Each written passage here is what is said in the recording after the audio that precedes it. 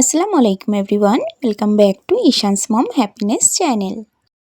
আজ আমি প্রোটিন এবং ফাইবারে ভরপুর একটা স্যালাড রেসিপি শেয়ার করছি। যারা ওজন কমাতে চান বা ডায়াবেটিস পেশেন্ট বা যাদের কোলেস্টেরল আছে তাদের জন্য এটা ভীষণ উপকারী। এই স্যালাডটা বানানোর জন্য আমি সয়াবিন নিয়ে নিয়েছি বা সয়া চাঙ্ক। এগুলোকে আমি 30 থেকে 40 মিনিট গরম পানিতে ভিজিয়ে রাখবো। এতে করে সয়াবিনগুলো একদম সফট হয়ে যাবে। আপনারা যেই পরিমাণে বানাবেন সেই পরিমাণে নিয়ে নেবেন। আমি এগুলোকে নিয়ে নিয়েছি, এটাকে ঢাকা দিয়ে রেখেছি। এটার মধ্যে আমি গাজর, শসা আর পেঁয়াজ ইউজ করছি, আর মটরশুঁটি আর ধনিয়া পাতা ইউজ করব। আপনারা চাইলে আরও সবজি নিতে পারেন, যেমন বাঁধাকপি বা ক্যাপসিকাম। সবগুলোর খোসা খুব ভালোভাবে ছাড়িয়ে নিয়ে খুব ভালোভাবে আমি এগুলোকে ধুয়ে নেব। যারা দ্রুত ওজন কমাতে চান তারা কিন্তু এটা ব্রেকফাস্টে রাখতে পারেন। এটাতে পেট অনেকক্ষণ ভরা থাকে আর এটাতে ওজনও খুব তাড়াতাড়ি কমাতে সাহায্য করে। আর যাদের ডায়াবেটিস আছে তারা তো এটা অবশ্যই রাখতে পারেন, কারণ এটা একদম প্রোটিন আর ফাইবারে ভরপুর। সয়াবিনে আছে প্রচুর পরিমাণে প্রোটিন, যেটা আমাদের শরীরে শক্তি বাড়ায় আর পেশিকে মজবুত করতে সাহায্য করে। এই স্যালাডে ফাইবারের পরিমাণ প্রচুর পরিমাণে বেশি, সেই কারণে অনেকক্ষণ পেট ভরা রাখতে সাহায্য করে।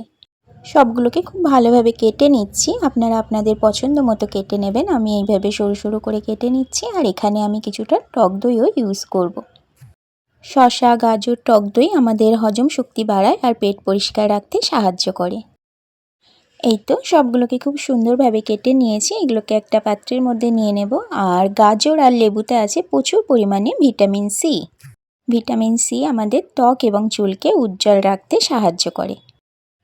এরপর আমি সয়াবিনগুলোকে যে 30 থেকে 40 মিনিটের জন্য ভিজিয়ে রেখেছিলাম, এরপর এইভাবে হাতের সাহায্যে খুব ভালোভাবে চেপে চেপে একটা প্লেটের মধ্যে উঠিয়ে নেব। সয়াবিন কোলেস্টেরল কমাতে সাহায্য করে, এর ফলে আমাদের হার্ট খুব ভালো থাকে। সবগুলো সয়াবিনকে এইভাবে হাতের সাহায্যে চেপে চেপে আমি প্লেটের মধ্যে উঠিয়ে নিয়েছি। এরপর একটা কড়াই বসিয়ে দিয়েছি। কড়াইয়ের মধ্যে আমি হাফ টিস্পুন সাদা তেল দিয়ে দিলাম। আর এখানে আমি অল্প একটু বাটার ইউজ করছি। আপনারা দুটোর মধ্যে যে কোনো একটা ইউজ করতে পারেন। এরপর সয়াবিনগুলোকে দিয়ে আমি 3 থেকে 4 মিনিট একটু ফ্রাই করে নেব। এর মধ্যে আমি শুধুমাত্র একটু লবণ দেব, আর কিছু দেব না। এই স্যালাডটাতে ফাইবার বেশি থাকায় রক্তে শর্করার মাত্রা হঠাৎ করে বেড়ে যায় না, এর ফলে ডায়াবেটিসটা নিয়ন্ত্রণে থাকে। কথা বলতে বলতে লবণ দিয়ে দিলাম, আর এটাকে একটু 3-4 মিনিট ভাজা ভাজা করে নিয়েছি। এরপর যে শসা, গাজর ওগুলোকে কেটে রেখেছিলাম তার মধ্যে সয়াবিনগুলোকে দিয়ে দিলাম। এরপর এখানে আমি 1 বাটি টক দই দিয়ে দিচ্ছি। টক দইয়ের মধ্যে প্রচুর পরিমাণে ক্যালসিয়াম থাকে, যেটা আমাদের হাড় এবং দাঁতকে শক্ত করে। এরপর আগে থেকে কেটে রাখা লেবুটাকেও আমি এর মধ্যে দিয়ে দেব। এরপর সবগুলোকে আমি একসাথে মিক্সড করে নেব। এর মধ্যে আমি যতগুলো ইনগ্রেডিয়েন্টস ইউজ করেছি সবগুলোই কিন্তু আমাদের শরীরের জন্য ভীষণ ভীষণ উপকার। কিছুটা মটরশুঁটি দিয়ে দিলাম, অল্প একটু ধনিয়া পাতা দিয়ে দিলাম। ধনিয়া পাতাও কিন্তু আমাদের শরীরের জন্য ভীষণ উপকার। এখানে একটু ভাজা জিরা আর গোলমরিচ গুঁড়ো দিয়ে দিলাম। আর এখানে আমি একটু বিট লবণ ইউজ করেছিলাম, সেটা কিভাবে স্কিপ হয়ে গেছে। আপনারা অবশ্যই একটু বিট লবণ এখানে দিয়ে দেবেন, এতে করে টেস্টটা বেড়ে যাবে। এই তো হাই প্রোটিন এবং ফাইবারে সমৃদ্ধ স্যালাডটা একদম রেডি। এরপর আমি সুন্দর করে একটা সার্ভিং বোলের মধ্যে সার্ভ করে নেব। এটা একদম 10 মিনিটের মধ্যে রেডি হয়ে যাবে।